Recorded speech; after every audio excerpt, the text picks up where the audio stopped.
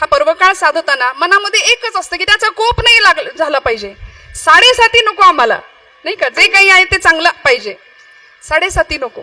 पण भगवान शनिदेवांच्याही म्हणजे सगळे देव त्यांना घाबरतात, सगळे असुर त्यांना घाबरतात, देव दानव नाग यक्ष सगळेच जर त्यांना घाबरतात तर ते कुणाला घाबरतात? त्याचं उत्तर असं आहे, मनोजवम मारुततुल्य वेगम जितेंद्रियम बुद्धिमतां वरिष्ठम वातात्मजं वानरयूथ मुख्यम श्रीरामदूतम शरणं प्रपद्ये. महारुद्र महाबली ते रुद्राचा अवतार आहेत ना भगवान मारुतीराय. त्यामुळे शनिदेव हे मारुतीरायांचं नमन करतात, आराधना करतात, कारण ते रुद्राचे अंश आहेत, महारुद्राचा अवतार आहे तो. ज्यावेळी भगवान शनिदेवांचा जन्म सूर्य आणि छाया यांच्या पोटी झाला ना, दक्षाच्या अनेक मुलींपैकी एक मुलगी, तिचा विवाह भगवान सूर्यदेवांशी झाला आणि सूर्यदेवांच्या तेजाचा प्रताप किंवा ते तेज सहन न झाल्यामुळे त्या मुलीने आपली छाया निर्माण केली, आपली प्रतिकृती निर्माण केली. आणि छाया म्हणजे सावली. सावली माणसाची कशी असते? काळी असते ना, सावली काळी असते. तशी ती छाया, त्या छायेबरोबर सूर्यदेवांचा ज्यावेळी मिलन झालं त्याच्यातून तिला गर्भ राहिला आणि मग शनिदेवांचा जन्म आहे. त्यामुळे शनिदेव हे रंगानी वर्णानी काळे. मग असा काळा मुलगा माझ्या पोटी कसा काय जन्माला आला याचा विचार सूर्यदेवांनी केला आणि हा मुलगा माझा नाहीच म्हणून छायेला खूप त्रास द्यायला सुरुवात केली. हा मुलगा माझा नाहीच आहे माझ्या पोटी जन्माला आलेला. त्यामुळे लहानपणापासून शनिदेवांच्या मनामध्ये सूर्याविषयी म्हणजे आपल्या पितेविषयी शत्रुत्व. त्यामुळे सूर्य आणि शनी यांचं जमतच नाही कधी. भारतीय अध्यात्मशास्त्र आहे, भारतीय ज्योतिषशास्त्र आहे, त्या ज्योतिषशास्त्रामध्ये शनी ग्रहाला अनन्यसाधारण असं महत्व आहे, नाही का. शनीची वक्रगती, शनीची वक्रदृष्टी आपल्यावर पडता कामा नये. प्रत्येकाच्या आयुष्यामध्ये तो काळ असतो शनीच्या वक्रदृष्टीचा, नाही 7.5. दर्शन घेताना सुद्धा दर्शनशास्त्र सांगतं की या देवतेचं दर्शन थेट डोळ्यांना डोळे भिडवून कधीच नाही घ्यावं, पायाशी दर्शन घ्यावं, नाही का. अनेक शास्त्र आहेत, अनेक विधी आहेत, या सगळ्यांचा मान राखून आपण त्यांची उपासना केली पाहिजे. या शनिदेवांनी सूर्याशी शत्रुत्व, आपल्या पित्याशी शत्रुत्व करावं आणि महादेवांची उग्र तपश्चर्या करावी, भोलेनाथांची तपश्चर्या करावी. आणि भोलेनाथ म्हणजे असाही सबदेवन का बाबा, भोलेनाथ आशुतोष असं त्यांचं नावच आहे. लगेच प्रसन्न होणारी देवता आहे. लगेच प्रसन्न झाले आणि वर मागायला सांगितलं तेव्हा शनिदेवांनी सांगितलं की माझ्या वडिलांपेक्षा मला श्रेष्ठ बनवा, सूर्यापेक्षा मी श्रेष्ठ वर्चस्व माझं झालं पाहिजे. तेव्हा भोलेनाथांनी शनिदेवांना आशीर्वाद दिला की नवग्रहांमध्ये तू सगळ्यात श्रेष्ठ असशील, तू दंडाधिकारी असशील, म्हणाले तू न्यायाधीश असशील, तुझ्याशिवाय काही हलणार नाही कुणाचं पान, तुला सगळे घाबरून असतील, सगळे घाबरून असतील. म्हणून रावणाने या नवग्रहांवर सत्ता मिळवण्याचा प्रयत्न केला होता. दरबारामध्ये सगळ्या ग्रहांना पालथं झोपवलं होतं, त्याच्यामध्ये शनिदेव सुद्धा होते. काय अधिकार आहे त्यांचा? देवर्षी नारद आले होते रावणाच्या दरबारामध्ये आणि सांगितलं, दशानना अरे काय सगळे ग्रह तुझ्या पायाशी आहेत, एवढा मोठा तू वरिष्ठ बलदंड असलेला लंकाधीश असलेला. शनीकडे बघितलं नारदांनी आणि सांगितलं तुमची ही अवस्था केली का? म्हणे तुम्ही तर सगळ्यात श्रेष्ठ. शनिदेवांनी नारदांना सांगितलं मला, मी आता पालथा आहे ना, मला फक्त उताणा करा म्हणाले. मग बघा माझी फक्त दृष्टी पडायचा अवकाश. आणि मग तिथून रावणाच्या अधोगतीला सुरुवात झाली असं सांगतं शास्त्र, असं सांगतात पुराणामध्ये कथा. त्यामुळे या शनिदेवाची वक्रदृष्टी आपल्यावर पडता कामा नये याकरता त्यांची उपासना शास्त्राने जशी सांगितली तशी घडावी आणि ती सगळ्यात महत्वाची भावपूर्णतेने घडावी. मग तो भाव भक्तीमध्ये कसा असला पाहिजे? वरपंग नकोय. तुका म्हणे नको वरपंग देवा, म्हणे नको वरपंग देवा, म्हणे नको वरपंग देवा, म्हणे नको वरपंग देवा. येई माझी सेवा भाव शुद्ध, ही माझी सेवा भाव शुद्ध, ही माझी सेवा भाव शुद्ध. तुका म्हणे नको वरपंग देवा, दिखावा नकोय भक्तीमध्ये. तुकोबरायांनी हाच विषय इथं मांडला की आता माझ्या भावाला अंतर देऊ नकोस, आता माझ्या भावा अंतराय नको देवा. मग देवा एकदा का तुझं माझं नातं जुळलं, तुझ्या माझ्यात अंतर नाही पडणार ना, तर मग आता माझी तुझ्याकडून कुठलीही तक्रार नाही. तू ठेवशील तसं मी राहायला तयार आहे. माझ्या भाग्यात जे जे आलं ते मी स्वीकारायला तयार आहे. आले भागते करी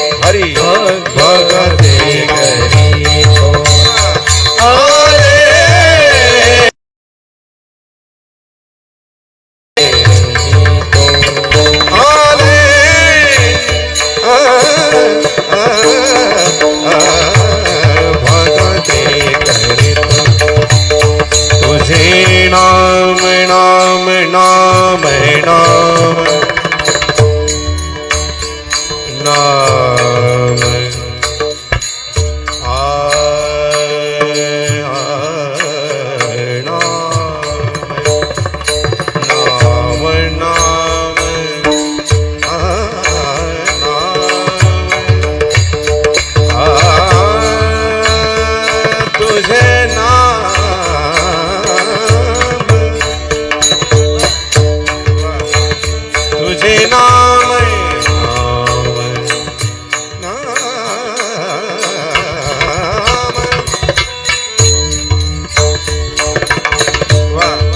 तुझे नाम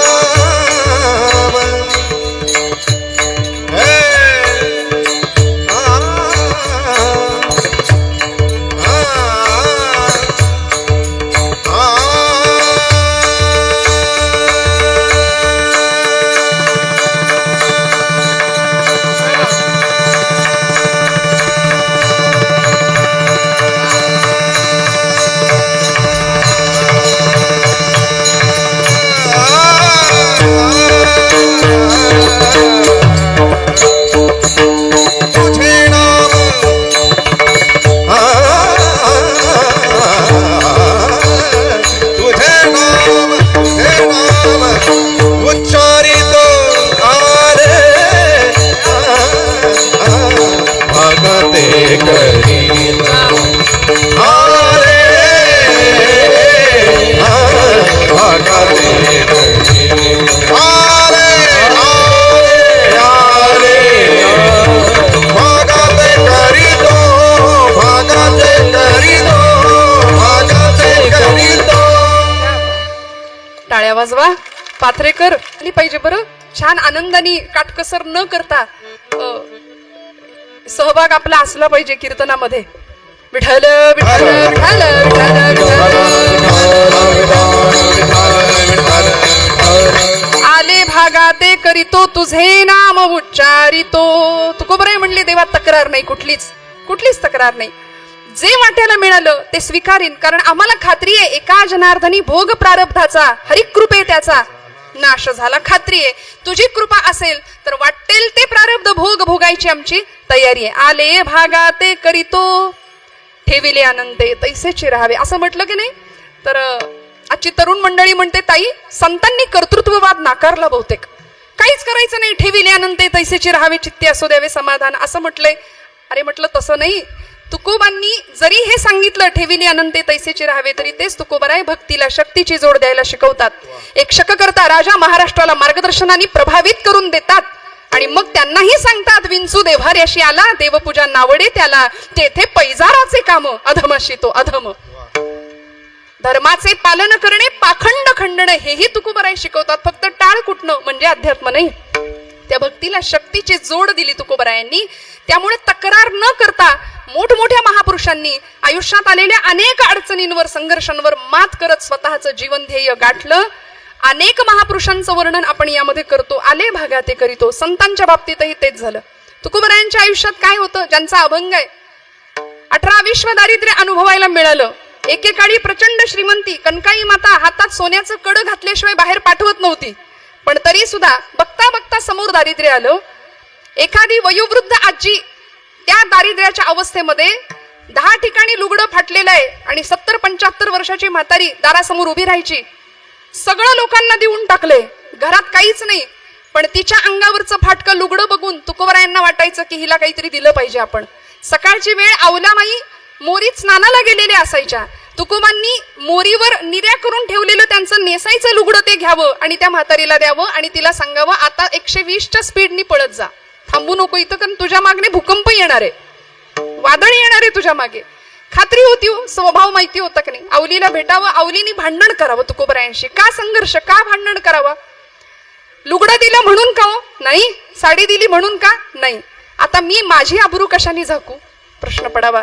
तुकोबराय म्हणायचे आवले चिंता करू नको, ज्यांनी चोच दिली तो चारा देणार आहे. आले भागा ते करीतो. आता त्याचं नाम घेऊया ना.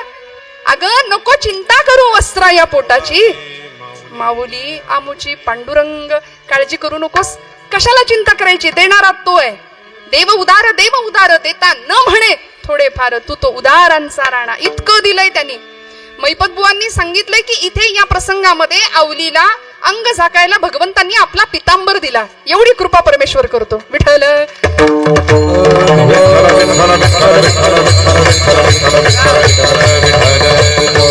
तक्रारी तुम्ही आम्ही करतो, संतांनी तक्रारी नाही केल्या. स्वतः देवानी तक्रार कधीच नाही केली. देवांच्या आयुष्यामध्ये अवतारामध्ये आपण पाहतो भगवान गोपाल कृष्ण किती सहन करायला लागलं. सगळं स्वीकारलं की नाही? सगळं स्वीकारलं. एक आई जन्मदात्री होती, अंगावरचं दूध पण नाही प्यायला मिळालं. गोकुळात गेले, फक्त 11 वर्ष राहिले, तिथला विरह सहन करावा लागला. फक्त दुःख सहन केलं तरी सुद्धा आयुष्यभर हसत राहिले. देवाला सुद्धा चुकलं नाही. आपण का रडतो? नशिबाच्या नावाने का खडे फोडतो? याच्यात काही नाही, त्याच्यात काही नाही, आयुष्यात रसच नाही, कायम नकारात्मकता जीवनामध्ये. इतकी निगेटिव्हिटी आहे माणसांकडे सध्या. 10वी 12वीचे निकाल लागले, पोरांचे चेहरे बघण्यासारखे होते.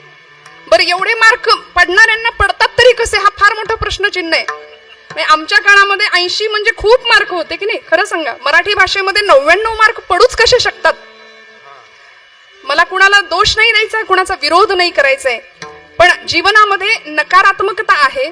आयुष्यामध्ये सुख आलं की आम्ही असे हुरळून जातो, असे नाचायला लागतो, आणि जरा कुठे दुःख मिळालं की तितकेच कोलॅप्स, तितकेच ढासळून जातो. माऊली उत्तर देतात, सुखी संतोषान यावे, दुःखी विषादान भजावे, आणि लाभा लाभन धरावे मना माझी. सुखदुःखे समे कृत्वा लाभा लाभो जया जयो. ही परिस्थिती आम्हाला जमेल का, राहता येईल का? तुकोबा आम्हाला हे शिकवतात, आले भागा ते करीतो तुझे न. जे आहे ते स्वीकारलंय देवा, जे आहे ते स्वीकारलंय. तक्रार कुठलीच नाही. आम्ही फार तक्रारी करतो. एक अत्यंत गरीब मनुष्य, तरुण होता, शिक्षण जेमतेम झालेलं होतं, पण यश नाही हाताला, पैसा नाही हातात, गरिबी अवस्थेमध्ये जीवन जगतोय, आणि मनामध्ये विचार केला की एखाद दिवशी आज आपण जरा लॉटरीचं तिकीट काढून बघूया का? काही मंडळी असं करतात नाही का? करूया म्हणाले, बघूया, नशीब आजमावूया. लागलीच लॉटरी तर लागली, आणि त्यांनी तिकीट काढलं. लॉटरीचं काढलं, खिशात ठेवलं, विसरून गेला. पण ते तिकीट त्याला लागलेलं होतं, लॉटरी लागलेली होती. 1 कोटीची लॉटरी होती. जाऊ दे, मला बोलायला काय जाते. लागली, एवढी मोठी लॉटरी लागली, आणि उन्हाचा तडाखा लागला. रस्त्याने चालत होता, खरं तर विसरून गेला तो की आपल्याकडे तिकीट आहे. चालत असताना त्याला ऊन लागलं, घेरी आली, चक्कर आली, आणि तो जागेवर कोसळला, बेशुद्ध झाला. काही संवेदनशील माणसं असतात समाजामध्ये, पटकन अशा माणसांची मदत करतात, आणि काही असेही असतात की लगेच त्या प्रसंगाचे फोटो काढतात. ऍक्सिडेंट झाला तरी पहिलं सोशल मीडियावर कधीचे चित्र जाईल याची घाई असते अनेकांना, नाही का? संवेदना बोथट झाल्या. काही चांगल्या माणसांनी त्याला घेतलं, दवाखान्यात भरती केलं, डॉक्टरनी त्याला तपासलं. त्याच्या खिशामध्ये ते तिकीट डॉक्टरला सापडलं. आणि डॉक्टरना कळलं की हे तिकीट लागलेलं, 1 कोटीची लॉटरी लागली आहे पठ्ठ्याला. मग आता डॉक्टरांनी त्याला शुद्धीवर येण्याची वाट पाहिली. म्हणाले, आलाय शुद्धीवर, आता एकदम धक्का नको द्यायला, कारण माणसाला दुःख तर नाही पचत, पण सुखाचा धक्का सुद्धा पचत नाही. एकदम सुख माणसाला नको असतं, पचतच नाही हो, आम्ही हुरळून जातो. मग अशा स्थितीत आम्हाला न्यूट्रल राहता आलं पाहिजे. भगवान गोपालकृष्णांनी गीतेत शब्द वापरलाय, स्थितप्रज्ञ राहता आलं पाहिजे. त्या डॉक्टरांनी ठरवलं, याला हळूहळू सांगूया म्हणलं, एकदम नको सांगायला, धक्का नको बसायला. हळूहळू सांगता डॉक्टर म्हणाले, बाळा, तुला जर एक 10-20 लाख रुपये जर मिळाले तर तू काय करशील? तो म्हणाला, डॉक्टर साहेब, अहो दारिद्र्य परीक्षा घेताय, नशीब परीक्षा घेताय, दरिद्र अवस्था आहे, कुठून मिळणार आहे 10-20 लाख रुपये? तरी सुद्धा म्हणाले, मिळाली तर तू काय करशील? तो म्हणाला, एक छान गॅरेज काढीन म्हणाला, कारण माझं ITI झालंय, माझं शिक्षण झालंय, मी गॅरेज काढीन. डॉक्टर म्हणले, चांगल्या वळणावर आहे, चांगल्या ट्रॅकवर आहे विचार, हरकत नाही आता थोडासा अंक वाढवून सांगायला. तुला एक 50 लाख रुपये मिळाले तर तू काय करशील रे? तो म्हणाला, मग रोज हात काळे कशाला करत बसू, मी शोरूम टाकेन म्हटलं, मस्तपैकी AC रूम मध्ये बसेन, माझ्या हाताखाली 4 माणसं कामाला ठेवीन, आणि गाड्या विकेन, कशाला हात काळे करू. डॉक्टर म्हणले, एकदम करेक्ट मार्गावर आहे, अजिबात वाईट विचार करत नाहीये, मिळालेल्या पैशाचा योग्य विनियोग करेल हा. आता म्हणाले, सांगायला हरकत नाही, तुला 1 कोटी मिळाले तर काय करशील? याला इतका आनंद झाला, तो म्हणाला, डॉक्टर साहेब, मिळणार नाहीत हे मला माहितीये, पण जर तुम्ही म्हणताय मग मिळालेच तर मी त्यातले अर्धे तुम्हाला देईन. डॉक्टर बेशुद्ध. विठ्ठल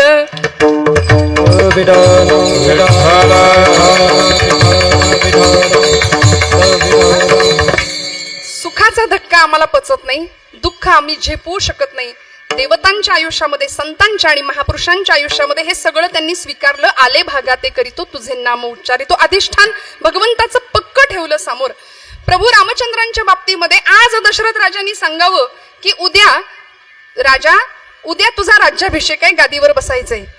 काही वेळ निघून जातो, मध्ये कैकेयी मातेशी राजाचा संवाद होतो दशरथ राजांचा, आणि वचनांची आठवण करून दिली जाते. तेव्हा तेच दशरथ राजे प्रभूंना सांगतात की आता राज्यपद नाही, आता वल्कल परिधान करायचे आणि वनवासाला जायचं. म्हणले चालेल. राजा गादीवर बसायचं होतं तेव्हाही शांतपणे हसले, चालेल.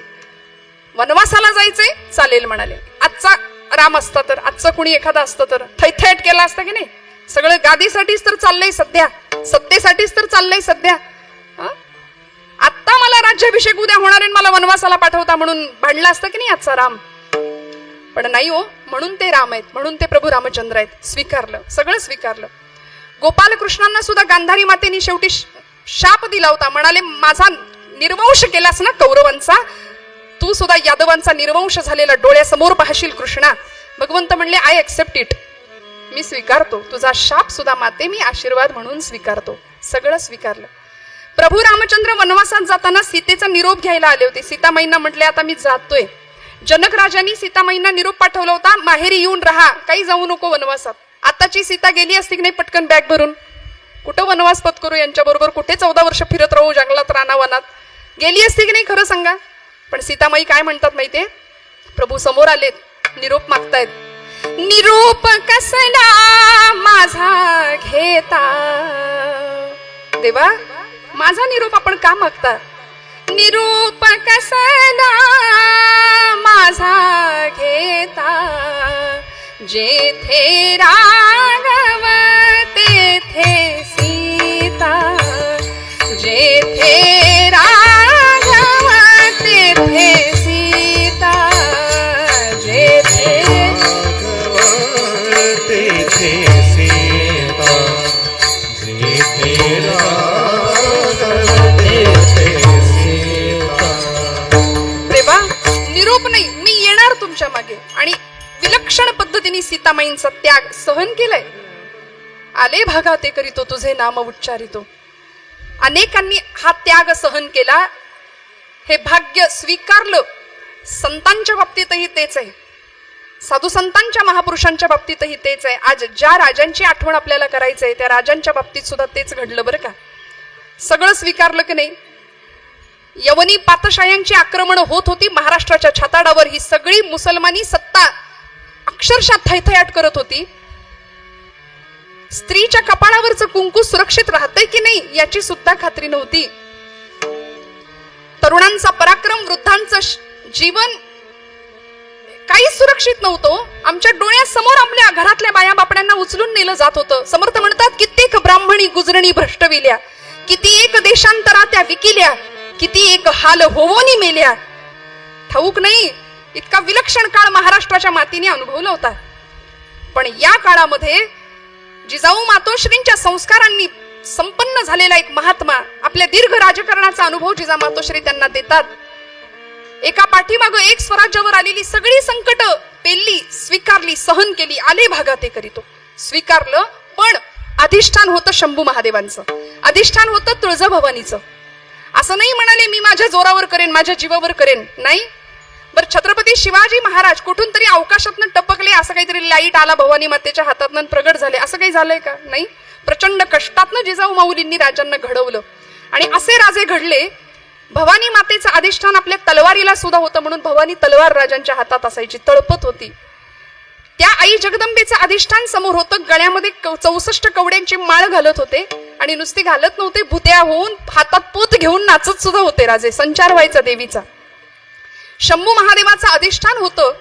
रोहिडेश्वराच्या, रायरेश्वराच्या समोर 150 मावळ्यांच्या धारुषण रक्ताचा अभिषेक शिवशंभू महादेवाच्या पिंडीवरती केला आणि राजांनी सांगावं, महादेवा, शंभू महादेवा, आता हा पहिला आणि शेवटचा अभिषेक माझ्या रक्ताचा, इथून पुढे शत्रूचं रक्त तुझ्यावरती सांडू, तुझे नाम उच्चारितो. तुझ्या आयुष्यामध्ये स्मशानेश्वा क्रीडा हे भाग्य आलं ना, आम्हालाही ते विष पचवण्याचं सामर्थ्य दे भगवंता. हे मागणं होतं राजांचं.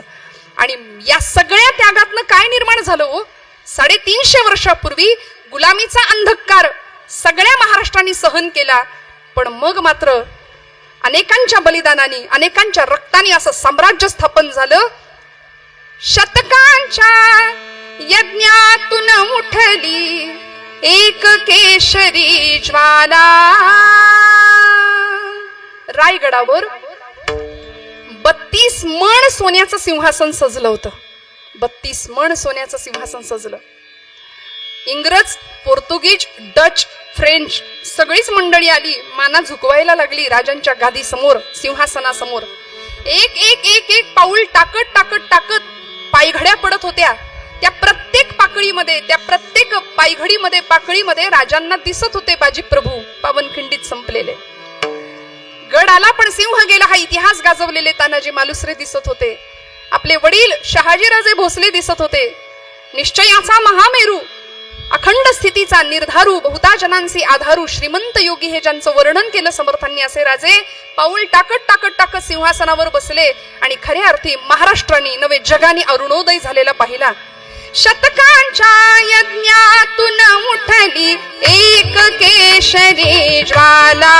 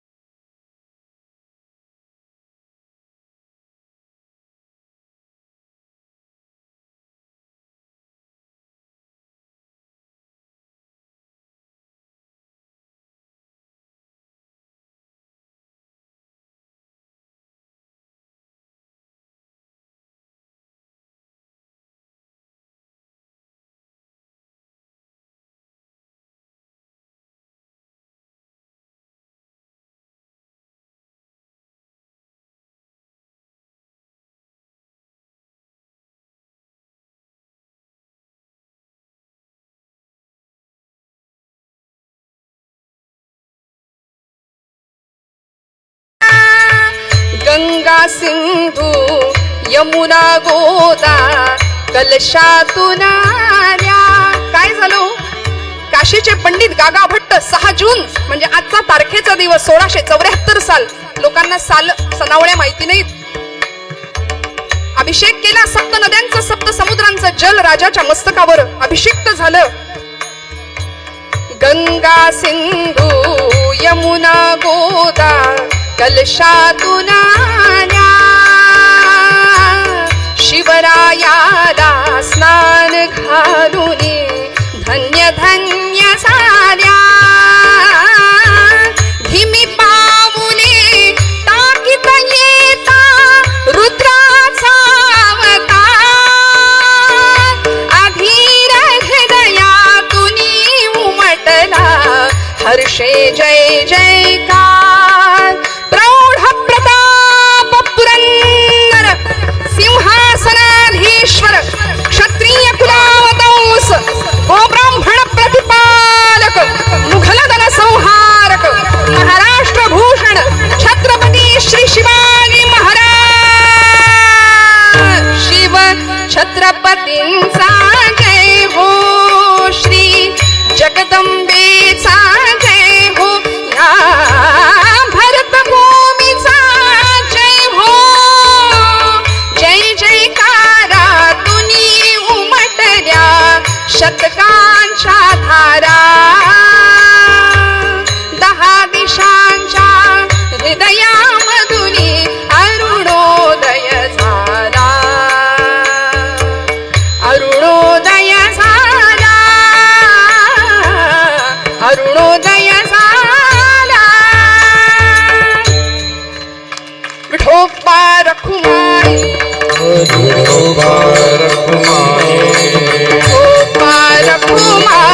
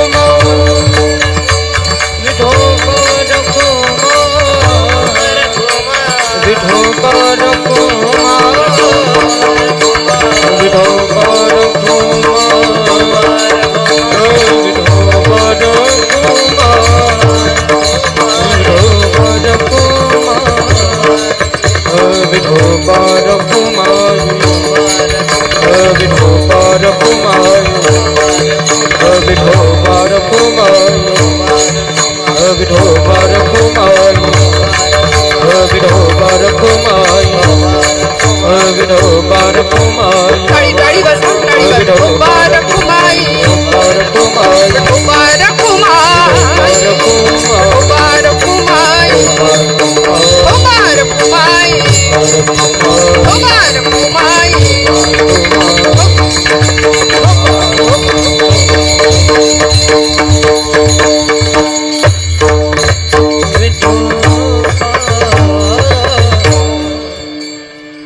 आता माझ्या भावा अंतराय नको देवा आले भागा ते करीतो तुझे नाम उच्चारितो दृढ माझे मन येथे राखावे बांधून आले भागा ते करीतो तुझे नाम उच्चारितो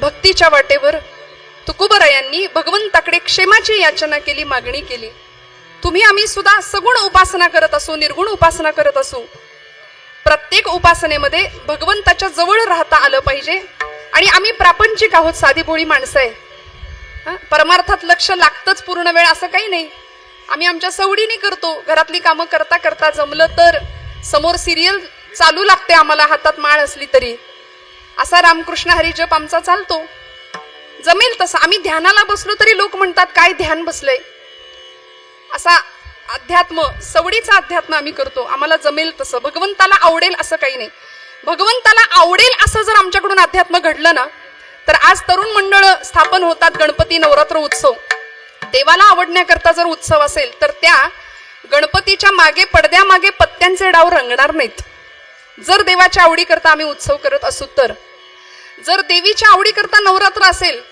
तर फक्त गरब्याकडेच आमचं लक्ष नसेल बरं का 9 दिवस कुठले रंग नेसायचे याकडेच महिला वर्ग प्रभावित आणि आकर्षित नाही होणार त्यामुळे देवदेवतांची चरित्र त्यांची गायन त्या चरित्राचं गायन लीला संकीर्तन गुणसंकीर्तन नाम संकीर्तन तुमच्या माझ्याकडून उत्तम प्रकारे घडावं ज्या साधू संतांनी ही वाट महाराष्ट्राला दिली सद्विचारांची इथं सिंचन झालं ती अक्षरे नवती देखा ब्रह्म साम्राज्य दीपिका अर्जुना लागे चित्कळिका प्रगटली असे एक एक अक्षर साक्षात परतत्वाला स्पर्श करणारं होतं म्हणून संप्रदायामध्ये गाथेच्या निमित्ताने ज्ञानोबांच्या ज्ञानेश्वरीच्या निमित्ताने साक्षात ज्ञानोबा आणि तुकोबा आमच्या सोबत आहेत याची खात्री प्रत्येकाने बाळगावी मग जीवनामध्ये नैराश्य नाही येणार फ्रस्ट्रेशन ज्याला आपण म्हणतो मराठीत 2 वर्षाचं पोरग सुद्धा खूप टेन्शन मध्ये आहे सध्या त्याच्या हातामध्ये मोबाईल आहे प्रचंड टेन्शन मध्ये का चित्त सैरभैर झालंय विचलित झाली मनाची अवस्था आणि ते मन इतकं घातक आहे इतकं वाईट आहे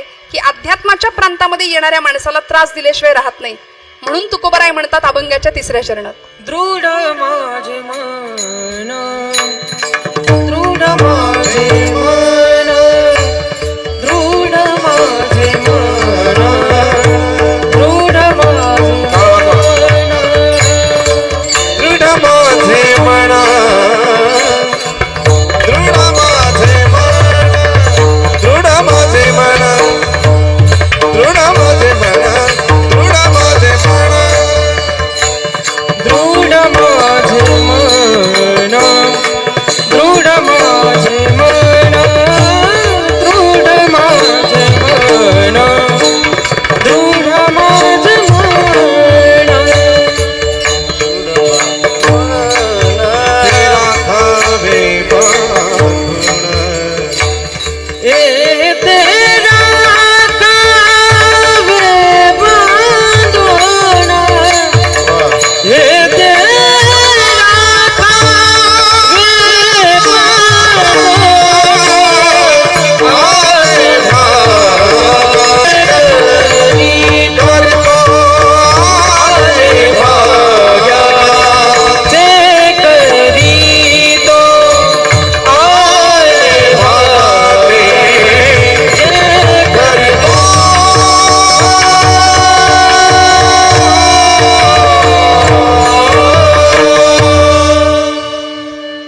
दृढ माझे मन येथे राखावे बांधून महाराज भगवंताला सांगतात की माझं मन फार वाईट आहे चंचल आहे हट्टी आहे दुराग्रही आहे ऐकतच नाही कर म्हटलं की ती गोष्ट मन करत नाही जे नको करू नाही करायला पाहिजे ते करतं नाही का चंचलम ही मन कृष्ण प्रमाथी बलवत दृढम अत्यंत दृढ आहे मन या दृढ शब्दाचा अर्थ हट्टी या अर्थाने घेतलाय बरं का. दृढ म्हणजे हट्टी, अतिशय हट्टी आहे मन, ऐकत नाही. तुकोबराय म्हणतात हे माझं मन हट्टी आहे, ते तुझ्या पायाशी बांधून राहिलं पाहिजे. मनानं धाव घेतली पाहिजे. कुठे? मना तेथे धाव घेई,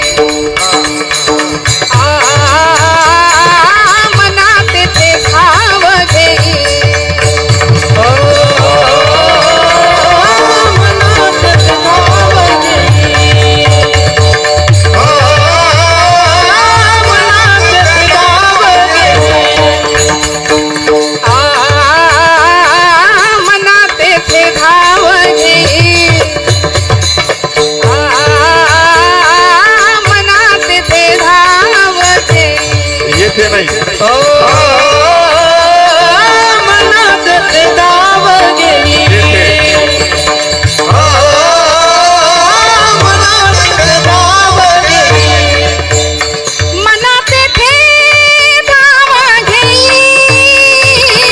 राही विठोबाचे पायी, मना तेथे धाव घेई, राही विठोबाचे पायी, डोळे तुम्ही घाले सुख, डोळे तुम्ही घाले सुख, डोळे तुम्ही गाणे सुख, डोळे तुम्ही गाणे सुख, यारे सुख अरे सुख, यारे सुख मना तेथे धाव घेई. मन कुठे धावलं पाहिजे? मन कुठे धावलं पाहिजे? मन सगळीकडे धावतं, प्रपंचात धावतं, संसारामध्ये धावतं, पण देवाच्या चरणाजवळ धावलं पाहिजे. दृढ माझे मन येथे राखावे बांधून. तुकोबरायांना माहिती होतं सैराट मन आहे, सगळीकडे धावतं, वेड्यासारखं पळतं. त्या मनाला बांधण्याची गरज आहे, म्हणून तो क्षेम टिकवून राहावा, वर्धिष्णू व्हावा, याकरता माझं मन तुझ्या चरणाजवळ राहिलं पाहिजे. आणि आता इथून पुढे भगवंता, या भक्तीच्या वाटेवर कितीही काटे आले, कितीही फाटे फुटले, तरी आम्हाला त्याची पर्वा नाही करणं, या सगळ्याची काळजी घेणारा तू आहेस. आता माझ्या या भक्तीच्या प्रवासामध्ये मी अशा अवस्थेला जाऊन पोहोचलो, एकेकाळी नलगे मुक्ती धनसंपदा संत संग देई सदा असं म्हणणारा मी आता तुका म्हणे मुक्ती परिणिली नुवरी, आता दिवस चार खेळी मिळी, या अवस्थेला पोहोचलो. साधकावस्थेतून सिद्धावस्थेपर्यंतचा प्रवास सफल झाला, संपूर्ण झाला. त्यामुळे आता या वाटेमध्ये कुठल्याही प्रकारचे फाटे फुटू देऊ नको. अभंगाचा शेवटचा शब्द. तुका म्हणे वाटे, तुका म्हणे वाटे, तुका म्हणे वाटे, तुका म्हणे वाटे, श्री हरी श्री हरी.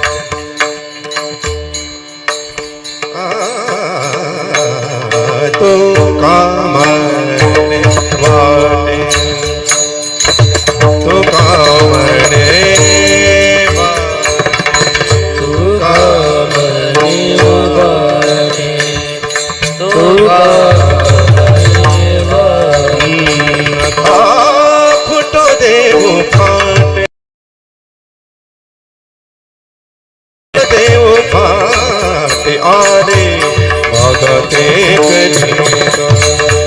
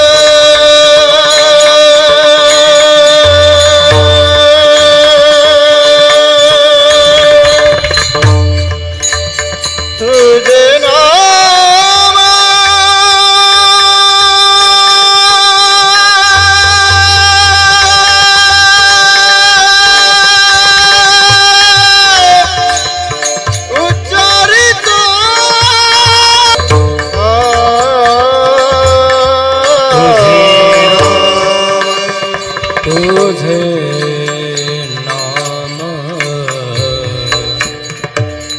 तुझे नाम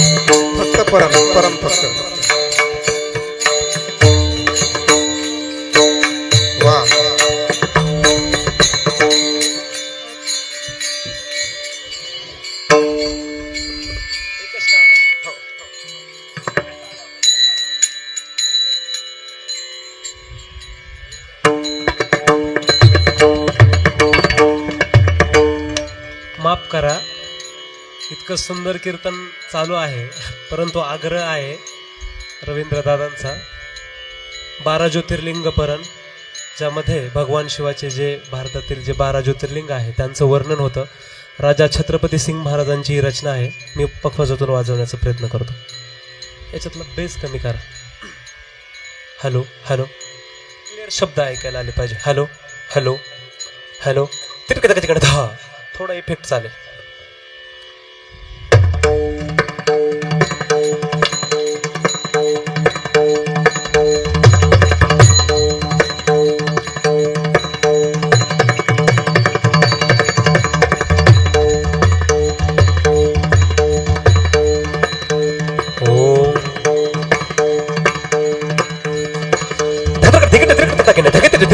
धाओंकारेश्वर त्र्यंबकेश्वर जय शिवशंकर हरी विरत अति सुपूजितम गिंतरानता महामृत्युंजय मंत्रसाद अरिष्ट हरणम मेतत अंकुशप शंभ कृपालम भीम शंकरम दिरिकतान मल्लिकर महाकाल जय बम बम बोल करितान वनत डिमिक डिमिक डिमि डमरूण धगतिट गदिगन नगतिट गदिगन दिरिकता पशुपति जय गिरिजापति जय देवनपति महादेव साज मृदंग मध्यम बाजत दिगिट तगिनत मुंडमाल शीश गंगाधर बालचंद्रधर कर्त शूलधर जयति गौरी बहुवैद्यन दिगिट ता सोमनाथ केदारनाथ जय विश्वनाथ रामेश्वर बेलपत्र अक्षप्र सोन फल धूप दीपम चंदनादि कतूरलेप दिटिकतार नागेश्वर जय कृष्णेश्वर हर हर भजत छत्रपति ओम नमः शिवाय नतमस्तक शिव चरणम जय शिव शंकर कथदान कथदा कथदा कथदा दिट जय शिव शंकर के कथदान कथदा कथदा कथदा दिट जय शिव शंकर के कथदान कथदा कथदा कथदा.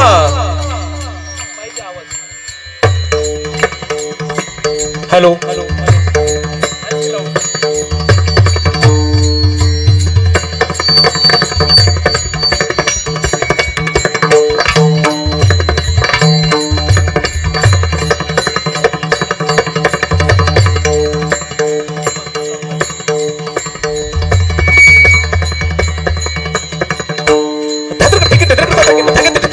धाओंकारेश्वर त्र्यंबकेश्वर जय शिवशंकर हरि विरत पति सुपूजितम गिंतरानत महामृत्युंजय मंत्रसाद अरिष्ट हरणम मेटत अंकुशपालय शंभ कृपा भीम शंकरम दिरिकतान मल्लिकर महाकाल जय बम बम बोल करितांडवनत डिमिक डिमिक डिमि डमरूण धगतिट गदिगन नगतिट गदिगन दिरिकता पशुपति जय गिरिजापति जय देवनपति महादेव साजन मृदंग मध्यम बाजत दिगिट गुंडमाल शीश गंगाधर बालचंद्र कर्त शूलधर जयति गौरी बहुवैद्यनाथ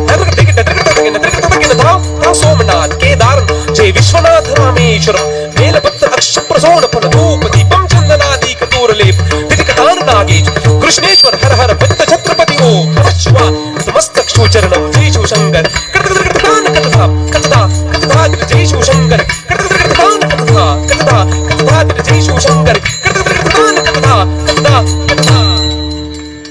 धन्यवाद. तुझे नाम उच्चारित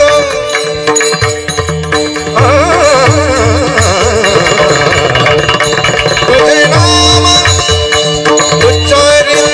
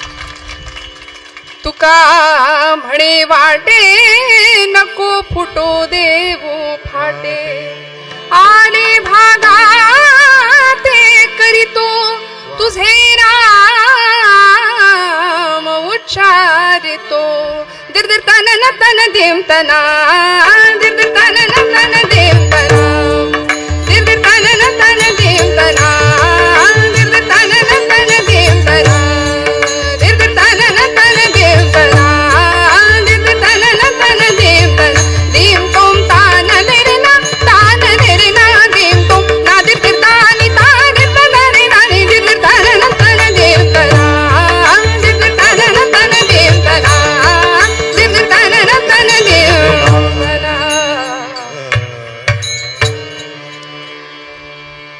तुका म्हणे वाटे नको फुटू देऊ फाटे आले भागा ते करीतो तुझे नाम उच्चारितो.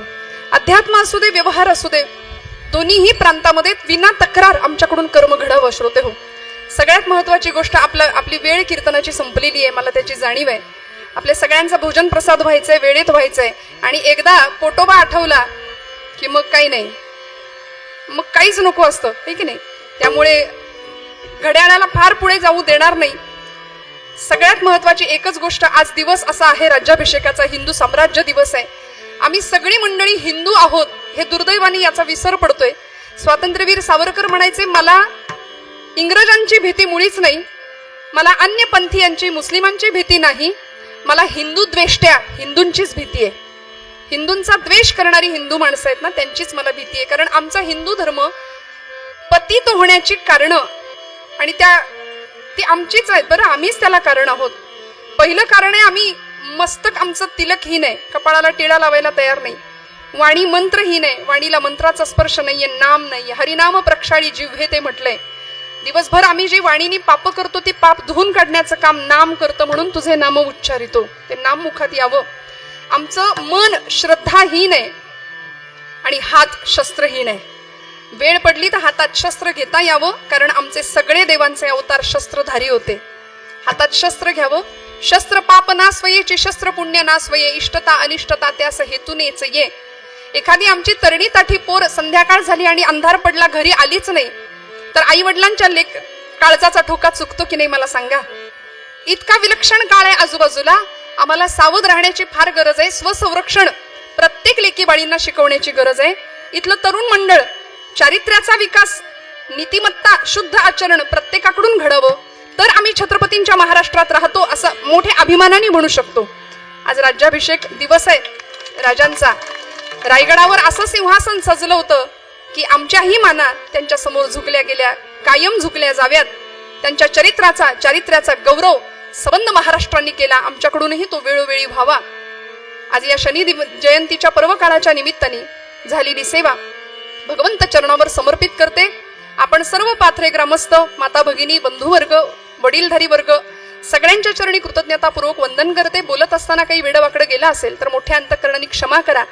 सर्व गुणीजन मंडळी, मी पुन्हा यांचा उल्लेख का करतेय, आमचे बंधू परमादरणीय विकासदादा असतील, परमादरणीय भगुरे गुरुजी असतील आणि त्यांची चिरंजीव मंडळी 2 जण आहेत.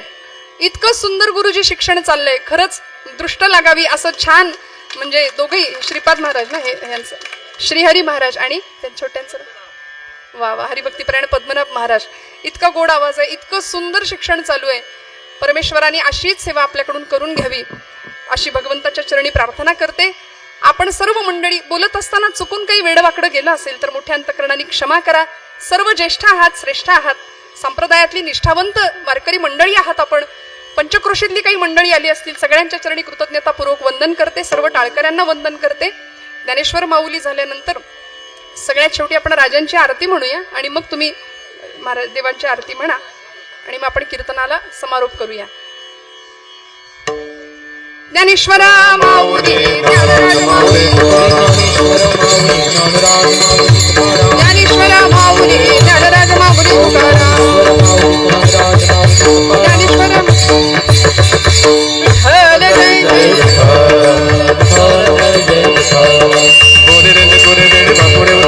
क्षमा परत महाराज नाही विचारे ना अधिकार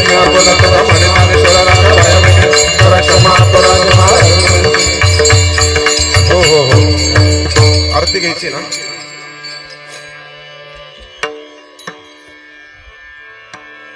स्वातंत्र्यवीर विनायक दामोदर सावरकरांनी छत्रपती शिवप्रभूंची आरती रचली कॉलेजच्या वयामध्ये असताना. तेवढी आरती म्हणूया, मग शनिदेवांची आरती होईल, मग आपल्या पद्धतीने. जय देव जय देव जय जय शिवराया, जय जय शिवराया आर्यांच्या. जय देव जय देव जय जय शिवराया, जय जय शिवराया या या अनन्य शरणा आर्या ताराया.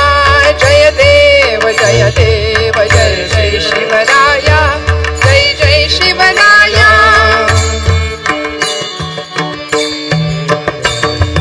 आर्यांच्या देशावर म्लेच्छांचा घाला, आर्यांच्या देशावर म्लेच्छांचा घाला. आला आला सावध हो शिवभूपाला, आला आला सावध हो शिवभूपाला. सद्गदिता भूमाता दे तुझ हा केला, दे तुझ हा केला. करुणा नव भेदुनी तव हृदयन का गेला. जय देव जय देव जय जय शिवराया, जय जय शिवराया. श्री जगदंबाची स्तव शुंभादिक भक्षी, दशमुख मर्दुनी जी श्री रघुवर संरक्षी. ही पूता भूमाता म्लेच्छांनी छळता, तुझ विण शिवराया तिज कोण तुझ्या त्राता. जय देव जय देव जय जय शिवराया, जय जय शिवराया या या अनन्य शरणा आर्या ताराया. जय देव जय देव जय जय शिवराया, जय जय शिवराया. त्रस्त आम्ही दीन आम्ही शरण तुला आलो, त्रस्त आम्ही दीन आम्ही शरण तुला आलो. परवशतेच्या पाशी मरणोन्मुख झालो, परवशतेच्या पाशी मरणोन्मुख झालो. साधू परित्राणाया दुष्कृती नाशाया, दुष्कृती नाशाया. भगवन भगवद्गीता सार्थ कराया. जय देव जय देव जय जय शिवराया, जय जय शिवराया या या अनन्य शरणा आर्या ताराया. जय देव जय देव जय जय शिवराया.